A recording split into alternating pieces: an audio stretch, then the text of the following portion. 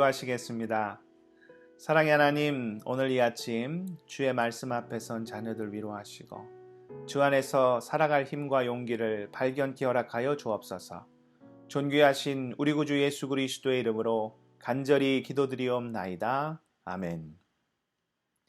할렐루야. 우리에게 새날을 주신 주님을 찬양합니다. 오늘은 기다리는 자의 복이라는 제목으로 이사야서 30장 18절에서 33절까지의 말씀을 함께 묵상하시겠습니다. 우리 하나님은 어떠한 분이십니까? 한마디로 하면 기다리시는 분이십니다. 만약 하나님께서 인내의 하나님이 아니셨다면 우리 인간들은 벌써 심판당하여 멸망했을 것입니다. 성경은 참 두껍습니다. 성경책이 이렇게 두꺼운 이유는 그만큼 하나님께서 우리를 참아 주셨기 때문입니다.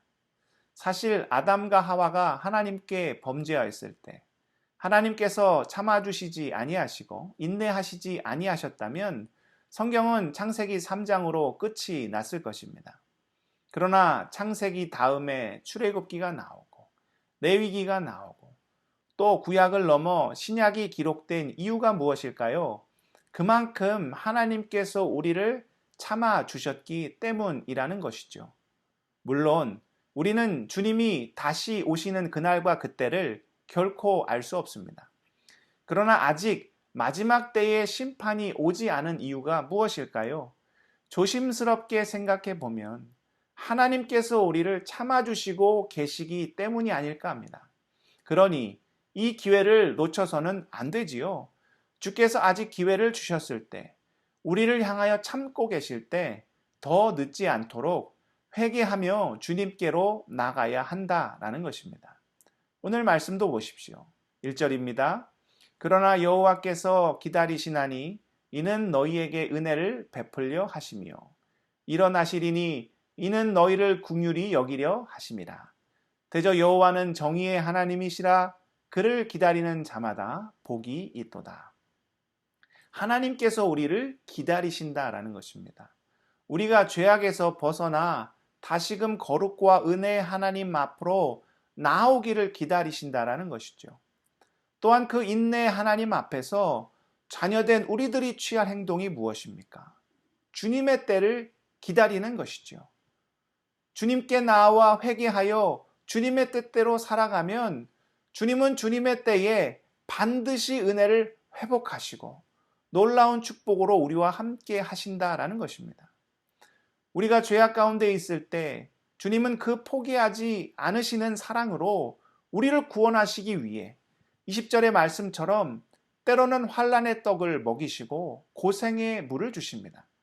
그러나 그 모든 과정은 우리를 망하게 하시려는 것이 아니다라는 것입니다.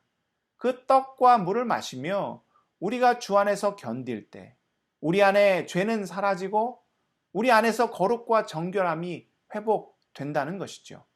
그러니 22절의 마지막 말씀처럼 어떻게 하라? 고난 가운데 있을지라도 주님을 믿고 온전히 나아가라 라는 것입니다. 우리가 인내하시는 하나님을 믿고 주님의 때를 기다릴 때 주님은 결국 어떠한 일을 행하십니까? 23절에서 26절까지의 말씀이 그 회복에 관한 축복의 이야기를 들려줍니다. 특별히 26절 말씀을 보십시오. 여호와께서 자기 백성의 상처를 싸매시며 그들의 맞은 자리를 고치시는 날에는 달빛은 햇빛 같겠고 햇빛은 7배가 되어 7날의 빛과 같으리라. 얼마나 위로가 되는 말씀인지 모릅니다. 주께서 우리의 상처를 싸매주신다는 것입니다. 그리고 우리의 맞은 자리를 고쳐주신다는 것이죠. 또한 해와 같이 빛나는 축복을, 감당할 수 없는 영광의 축복을 우리에게 허락해 주신다는 것입니다. 그와 동시에 우리를 괴롭히는 원수는 어떻게 될까요? 27절에서 33절은 유다를 괴롭히는 아수르가 어떻게 멸망당하게 되는지에 대한 이야기를 들려줍니다. 우리를 괴롭히는 세상의 세력이 아무리 크다 하여도 하나님 앞에서는 아무것도 아니다라는 것이죠. 하나님이 함께 하시면 연약한 다윗이 강한 골리앗을 쓰러뜨릴 수 있습니다.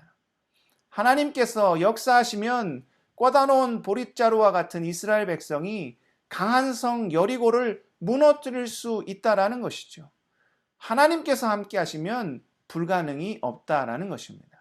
아수르가 아무리 강하고 또 바벨론, 바사, 로마가 아무리 강하다 할지라도 하나님의 역사하심 앞에 그들은 티끌보다도 못한 존재가 된다라는 것입니다. 이 코로나의 어려움도 그러하지 않겠습니까? 지금 우리에게 필요한 것은 두려워하는 것이 아니라 죄악 가운데 있는 우리를 인내하고 기다리시는 하나님을 바라보는 것입니다. 그동안 풍요와 넉넉함에 취해 오만함과 자만함에 빠져 하나님을 멀리했던 악한 모든 일을 버리고 우리를 기다리시는 하나님을 향하여 담대히 나아가는 것입니다. 그리고 하나님의 때를 기다리는 것이죠.